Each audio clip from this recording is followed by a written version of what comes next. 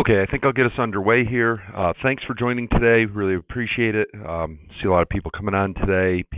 Names I've seen, names I haven't, which is great. This is Ed Crow with Crow and Associates. We're an FMO out of Brookfield, Connecticut. We're licensed in all 50 states.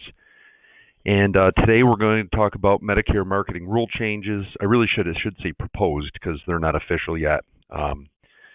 We're referring to the Medicare Final Rule, which proposes rule changes for marketing for 2023, rules that would be enacted for 1/1/23 effective business. So in other words, for us, October 15th, basically for AHIP. I've mentioned this a couple times, but for the new people who have come on, couple things. We do these webinars every Wednesday and Thursday at 1. Unless I have a scheduling conflict or something, usually on a Medicare topic, sometimes other lines of business. Webinars usually run 15 to 20 minutes. Don't usually go much over that. If you have any questions, you can send them into the question box, and I'll address them at the end.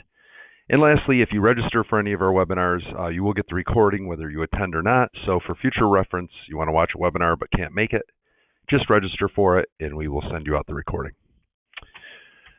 So I'll get us started here. Usually what I do is I have a slide that shows the other programs that Crow and Associates offers, just to make people aware. I'm just going to mention them. I was lazy, I guess, today and didn't put that slide in. So I'll just mention them briefly, very briefly. We have our Medicare lead marketing and advertising program. So in other words, Medicare producers with us can be reimbursed up to $500 a month towards their lead marketing or advertising costs. We don't care what company you use, or what kind of lead, what kind of advertising, whatever you want, and we reimburse up to $500 a month. We have a variety of programs, but just a couple other ones is we now do free websites for agents. It doesn't cost you anything. You have to have a URL, which you can get on GoDaddy for about $20 for 2 years. But once you have that, you just give us your contact information, logo if you have one, and we'll create a website for those of you that need it. We do offer all three enrollment platforms, one of which I'll talk about today. We have Connector, Sunfire, and Medicare Bot. We offer all three at no cost agents. We do other various things such as we have Best Plan Pro, which is really nice for final expense for those who aren't familiar with it. We have a T65 seminar program that's been our most popular thing lately. Long story short, it's turnkey. We have been averaging about 70 T65 prospects per seminar. Agents can run those in any state at any time of year. It takes about a month ramp up time, but you can work with our vendor. They'll get you set up. They'll do everything for you other than find the venue, and they will put the butts in the seats for you for a T65 seminar. I just went to one last night for one of our agents, and he had 44 people last night, and he's going to have 43 tonight, all T65. So that's been a wonderful program for us. And then finally, we do a lot of recruiting for agencies and help grow agencies to a GA, MGA, SGA level. That's something I really enjoy doing, given that Crow and Associates started as just me back in the day. All right, enough about that. I just wanted to give you a quick overview of some of the things we offer, and let's get into the Medicare marketing rule changes. So these are proposed changes for 2023. This is the CMS, what they call the Final Rule. It's a document. It's a couple hundred pages, and it gives details, sometimes not tons of details, but details on marketing rule changes and marketing rules for us as agents going into the next year. So they had some details in there on the new call, proposed call recording rule. That's what we're going to focus on today. Talk a little bit about trying to interpret that rule. It's fairly vague, but we're trying to extract out of it what it really means. Organizations that are appealing what they interpret the rule to mean, because obviously it's not super favorable for us in some situations. And then using My Medicare Bot, which we offered agents. It's a national enrollment platform. We offered agents that using My Medicare Bot to be compliant, because even if this proposed rule doesn't change from its current form, Medicare Bot would be compliant with that today. And then briefly talk about Connector and Sunfire, the other more kind of well-known enrollment platforms that we offer, and seeing if they will become compliant for this rule change. And we're going to do all that in about 15 minutes, so shouldn't take too long. Okay, so on May 9th, CMS publicized the final rule. They do that every year. They've publicized it for 2023. And it's just a document that basically lists marketing rules and changes for us as agents going into the new year. So there's language on page 198 and 199 of the document. I'll show you it in a minute. It's not all that helpful to look at, but and it documents and talks about call recording requirements for sales. So we'll talk a little bit more about that. What it does is it basically puts a recording requirement and applies it to any beneficiary we enroll as an agent. So any sale, in other words. It's, like I said earlier, a little vague, but it more or less is, in its current form, is saying that as agents, independent agents, if we enroll somebody, whether it be by phone or face-to-face, that we have to record that entire sale from beginning to end. Right now, as it stands, it's applicable to new and existing clients. I know NEHU did get some clarity from CMS, and because it referenced marketing calls, but CMS interprets enrollments as marketing, so they mean one and the same to them. So as I mentioned, the language in the rule isn't very specific, but it seems to include all calls made that lead to a sale, whether you're enrolling people online through Connecture or Sunfire, or enrolling them by voice through Medicare Bot. As you know, the call centers, or as you probably know, the call centers already have a recording requirement in place, so it's not new to them. It would be new to us. And it also seems to say that we have to record all calls from face-to-face meetings, but the last part's debatable. It's not very specific there. SHIP plans, senior health insurance programs, are exempt from this rule. Those are the programs in each state that people can get a health insurance counseling service from and get enrolled from. And I do see people are starting to have some questions already. I certainly will address these. I'll read back the question at the end and answer it for you, or try to, I hope. Currently, they don't list anything for an audit policy in place to enforce this, so they haven't really given any guidance on who's going to be responsible to enforce these recording requirements. They also added a disclaimer piece, so this one drew some attention too. It says basically if you're on a sales call, within 1 minute of that call, you got to verbally convey a message, which is, we do not offer every plan available in your area. Please contact Medicare.gov or 1-800-MEDICARE to get information on all your options. A lot of questions about this. Mine was, well, what if you do offer every plan in that area? But I don't have an answer to that question yet. But as it stands right now, that is a disclaimer we're going to have to, on the recorded call, if we're selling by phone, that is a disclaimer that we will have to state to people to have a compliant sale. That same message will have to be conveyed electronically when communicating through email or even an online chat. It will have to be prominently displayed on websites and included in all marketing materials. Again, this is a proposed rule. These aren't official yet. So there's organizations, as we'll talk about, trying to maybe clarify what these mean specifically, and also in some cases trying to just remove parts of them, convincing CMS to remove parts of them, but we'll see where that goes. So the two organizations I'm speaking of are NEHU and AHIP. Both of them have been working with CMS for clarification. Both have raised, obviously, concerns regarding the rule. Specific concerns are, well, the biggest one really is that there's been a lot of Medicare beneficiary dissatisfaction, but as they stated, it's not generally with us, with the agent of record. It's not with an independent agent usually. It's with the call centers that are relentlessly calling these people and trying to solicit them to switch plans. I mean, those call centers, some of these call centers do have permission to call. There's one organization that has permission to call through GoodRx. Some don't have permission to call, it seems, but they're calling a lot regardless. Most of them have access to the MARC system, and they can go in, see what plan somebody has, and make a change to them over the phone. And that's really led to the dissatisfaction. Not us agents and agencies that are selling either by phone or face-to-face. So anyway, they're arguing the requirement should be on call centers and not on agents and brokers with established relationships. So that part's important because what they're trying to say, NEHU and AHIP, is, okay, if you're going to have these call requirements, that's one thing, but what about if we have existing clients? Like, so a lot of us have an existing book of business. If we have that existing book, do we have to be subject to these requirements? Because we will call our existing clients and discuss with them.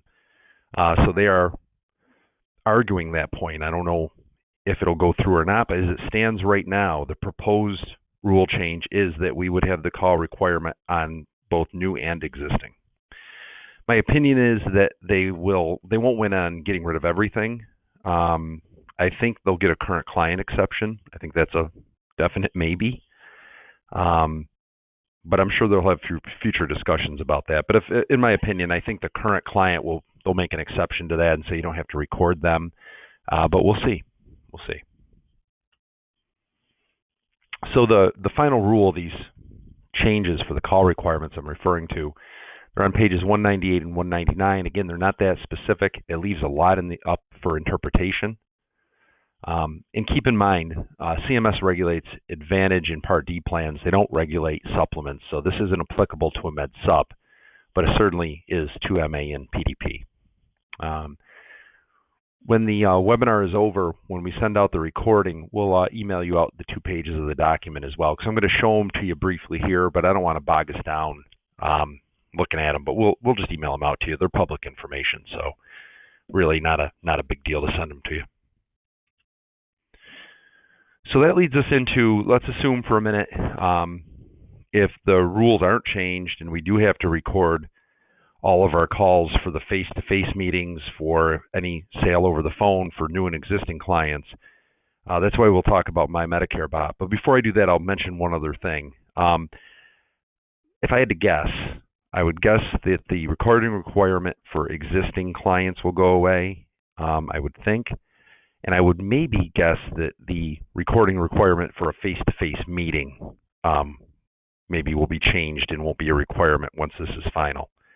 I can't imagine they would do that. I mean, it'd be very difficult on face-to-face meetings to record the whole meeting. So I think those 2 things might come off the board, but I do feel that the recording requirement when we're enacting a sale by phone, whether that's ultimately going to be sold on paper or whether it's going to be sold through Connecture or Sunfire or by voice, I do think that'll stick, and I think we'll have to record any conversation that leads to a sale when we're doing it through the phone. So anyway, My Medicare Bot, where this is important. We've had Medicare Bot out for about a year now. It's an enrollment platform. It's very similar to Connecture and Sunfire, where you can compare all plans. You can run drug and doctor information. It is a CRM. It will save all that info. It'll save your prospects and clients' info. If you have a drug list, it'll save that drug list. It'll save the doctor's list. And also, the nice thing about Medicare Bot is with Connecture and Sunfire, you talk to the people, but then ultimately you need to enroll them through either text or email. Medicare Bot, as we speak today, is set up to do voice enrollment, so it's a voice signature. So you don't need to do a text or email. You talk to them, you pick the company you want, and you can enroll them via voice signature over the phone. And it does record everything already. So this is compliant with, regardless of whatever CMS Final Rule looks like, Medicare Bot, as we speak today, is compliant with those rules. It's also a lead aggregator, so Medicare Bot, you can feed leads from any vendor into it. And as I said, it records currently, so it's compliant with the new proposed rule. The flaw with Medicare Bot, it's a great system. It's all scripted. It records. It'll save client information. It'll let you quote and compare plans with companies you're certified to sell. You can also quote and compare and see everything out there, even with companies you aren't certified to sell, which is great. The flaw is they don't have all the carriers. Right now, they currently have UHC, Aetna, and Humana, and they are working on, which hopefully I'm told will be done soon, Cigna, Anthem, and WellCare. So unlike Connecture and Sunfire, who has all the carriers, basically, Medicare Bot's still working on building their list up. Now, the carriers they don't have or that you don't have as an agent, you can still see when you do the quote and comparison, but you can only enroll through these companies. And again, we offer Medicare Bot to our agents at no cost, so it doesn't cost you anything with us to use it. So Connector and Sunfire, if you're familiar, they are both platforms that work in a similar manner. All the same features I just discussed, but the enrollment at the end with them is done through text or email. They are both working on adding recordings. They don't do it currently, so they're working on, because of this proposed rule, they're working on adding recordings so they can be compliant with this rule. Again, we offer Connector and Sunfire for free, and we pay for it through Crow and through Pinnacle. But they may have a separate charge for the recordings that they pass on to the agent. We're not sure about that at this point. Medicare Bot's confirmed the recording will stay free. Connector and Sunfire may add a charge, or they may not, but what it looks like right now is that's up in the air. I do see some questions. I'm going to answer them in just a minute here as soon as we're done. So I promise I'll get to those. So my final thoughts on this are AHIP and NEHU will get clarification as time goes on, that's for sure. We'll see what becomes final. My guess would be, as it's proposed right now, it won't look exactly the same when it becomes final. I think, and hopefully some of these things will be removed, especially the face-to-face and the existing client thing, but we'll see. We certainly can send you a link to access and register for Medicare Bot for those agents that work with us. If you work with us, if we're your upline, you have access to it right now. We'll see what Connector and Sunfire come up with. I know they're going to add recording. I just don't know if they're going to charge or not. And the carriers, we didn't talk about them yet. Certainly the carriers with their enrollment platforms will add some kind of recording system. The only negative there is I obviously favor Connector, Sunfire, and Medicare Bot because you can enroll with all the carriers from one place. When you use the carrier system, it's a different system for each one. And it'll be the same thing with the recording requirement. So they'll add recording of some type, but each system will be different. That's why, doing voice signature through the carrier's voice signature method is hard because each one is completely different from the other. So they'll definitely each have a different process, but I would feel pretty certain that they all will have a process to record. I spoke over my slide. I guess I put our programs at the end here. So we will send out this recording to everybody that registered. Just keep our other programs in mind, the free lead program, free agent websites, our T65 seminar program. We record all of our webinars. So if you want to watch them, we put them all up on YouTube. So if you go to youtube.com, Crow & Associates, you can see all our webinar recordings there. So if you want to go back, we've done them on a ton of topics over the years, so they're all up there, so you can go look at all of them. And again, it's just youtube.com, Crow & Associates. Let me see if we have any questions at this point. So that's it. I think I ran about 20 minutes. Usually try to keep it about there. So let's see what we got for questions. So question is, would the rule just apply to MA plans? Yeah, it would apply to MA plans and PDPs. Does this affect Medicare supplements? No. Medicare supplements are not CMS regulated products, so it would not be applicable to them. What is the intent of CMS to enact this? Well, their intent is to, as I discussed earlier, to crack down on member dissatisfaction. But as NEHU and AHIP argued, that dissatisfaction is coming from call centers. And those call centers already have a recording requirement. So this rule really would only be changing things for us as agents. It wouldn't really change anything in the world of the call center. And in my opinion, they're the ones that are generating all the dissatisfaction in the first place by constantly calling everybody and trying to switch their plan. Is there any chance they would wait another year to implement these? No, I'd say there is no chance of that. It's going to go through in some form. And when it does, it's for January 1 effective business, so we'll start needing to comply with it as of October 15th when we start writing business for AHIP. Are they sending a signal that brokers can't be trusted? I can't really answer that one. I think they're sending a signal that they're upset that members are so upset, and this is their way to try to correct that.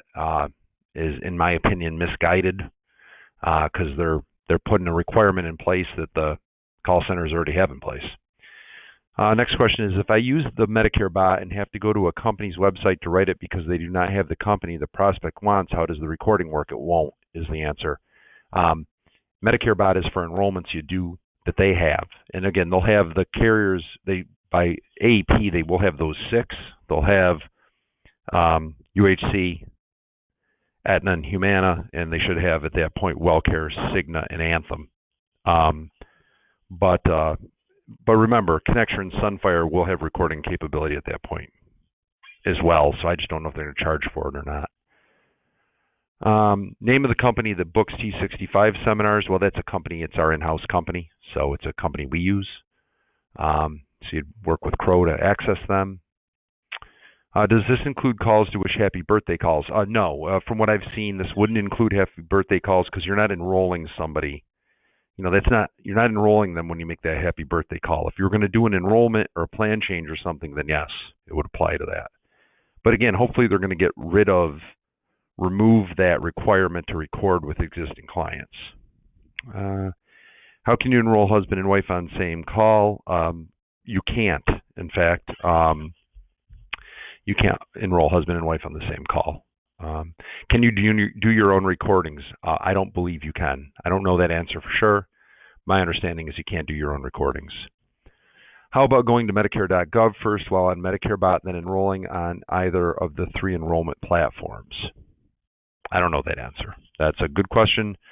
Yeah, if you go to Medicare.gov, well, Medicare.gov is not going to record. I'm not sure of that answer. That's something I would need to get clarification on. Do we need to record initial contact if we do not get a scope of appointment? We always need to get a scope. And if you're supposed to record initial contact, yes, is the answer. How much does the T65 seminar program cost agents? So we're averaging about 70 T65 attendees. Seminar cost is $2,400. I split that with the agent for the first one. After that, you can use our lead program to put $500 a month towards it. And also the carriers have been more than willing to put money towards this program because it's working so well. So not only will you get the help from us, but the carriers are more than willing to put money towards this because they really like seminars and they really like T65 seminars. Why isn't Glick really pushing the message that, let me get this, let's see. Why isn't Glick really pushing the message that GoodRx is selling their data? I think they do. Maybe just they don't broadcast it quite as much as we'd like them to. But I think they do push that message. How long do you think we need to keep the recording? I believe 10 years. Somebody said I typically have 3 to 4 calls to potential clients before I enroll. How can I record those calls if they didn't have an enrollment on the call? It's a great question. I don't really know the depth of this rule yet. Again, it's very limited what they put on the doc. I'll send it to you guys. You'll see it. There's not a lot of detail there, so it doesn't really provide any of that clarification. How long will we have to hold on these recordings? I believe 10 years. So a lot of good questions. I'm able to answer some of them. Others, there's just not an answer to yet because we simply don't know all the details. Because again, the rule is just a couple blurbs. It's not very specific. I mean, it's clear what it's saying, what they're requiring, but they don't go into detail of how it all gets done. Let's see, I believe that's all we have for questions. Let me see if we got any more. I thought the recording was for enrollment only, not every call. Well, yeah, the way it's listed is it says part of the sale, part of marketing. So, again, it's not specific. They're going to have to get clarification on that. Marketing is really when you call anybody with the intent of selling them a plan, whether you sell it or not. So we're going to have to see how deep that goes as far as the recordings are required. We really don't know those answers yet. Okay, I think it looks like that's all we have for questions. I'll wait another second here just to see if we get a couple more. Somebody said hi. Oh, hello. Happy Thursday. If you have a question, feel free to send it. No, I guess they just wanted to say hi. So, okay, great. Thank you. Well, let me say this. We'll send the recording out. I really appreciate everybody coming on. Okay, somebody said they have more questions, but they'd like to talk on the phone. That's fine. Feel free to give us a call. But I appreciate everybody coming on. We'll have more detail. I'll do future webinars as we know more on this topic. And would be happy to field any other calls. Again, it's limited what we have as far as it's limited what anybody knows right now, and that's why AHIP and NEHU is trying to get clarification on things. But other than that, I look forward to seeing everybody on our next webinars on Wednesday and Thursday. Different topics. We send them out usually on Monday to let you know what they are. Usually Medicare based, but hope to have you back on the calls. Oh, last question. Somebody said, can you walk me through the first seminar? Of course. I've presented for some agents if they were really nervous about it. I've watched in tons of seminars, and that was how I built my book. I was doing at 1.5 seminars a week back in the day. So, yeah, I mean, we can help you as much as you need there. We've got templates for them. We know best practices for sure, and absolutely is the answer. But thanks for coming on today. I appreciate it, and I hope everybody has a great day. And I'll talk to you. Hopefully, I'll have you on another webinar again soon. Thanks.